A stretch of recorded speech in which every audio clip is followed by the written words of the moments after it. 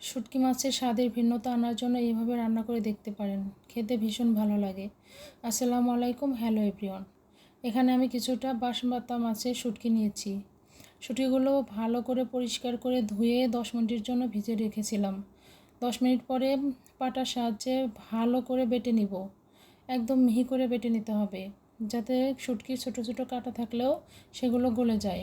এরপর আমি কিছুটা শুকনো মরিচ নিয়ে ভালো করে মিহি করে বেটে নিব। শুকনো মরিচগুলো বাটা হয়ে গেলে এখানে কিছুটা পেঁয়াজ দিয়ে পেঁয়াজগুলো ভালো করে বেটে নিব। সবগুলো উপকরণই খুব সুন্দর ভালো করে বেটে নিতে হবে।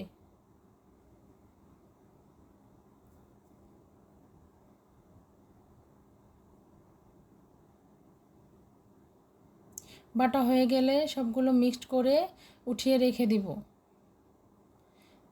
তারপরে একটা চুলাতে কড়াই বসিয়ে তাতে কিছুটা সরিষার তেল দিয়ে দিব। এখানে সরিষার তেলের পরিমাণটা একটু বেশি লাগবে। তেল গরম হয়ে গেলে এখানে কিছুটা রসুনের কোয়া দিয়ে ভালো করে ভেজে নিব। ভাজা হয়ে গেলে এখানে হাফ চামচ আদা বাটা দিয়ে ভালো করে নাড়াচাড়া করে ভেজে নিতে হবে। আদা রসুনের কাঁচা গন্ধ চলে গেলে এখানে শুটকির পেস্ট দিয়ে ভালো করে কষিয়ে নিতে হবে। তারপর সামান্য হলুদ দিয়ে আবারও নাড়াচাড়া করে ভালো করে কষিয়ে নিব। কষা হয়ে গেলে এখানে 1 কাপ পানি দিয়ে ভালো করে জাল করে নিব। যতক্ষণ না পর্যন্ত পানি শুকিয়ে যায় ততক্ষণ পর্যন্ত জাল করে নিব।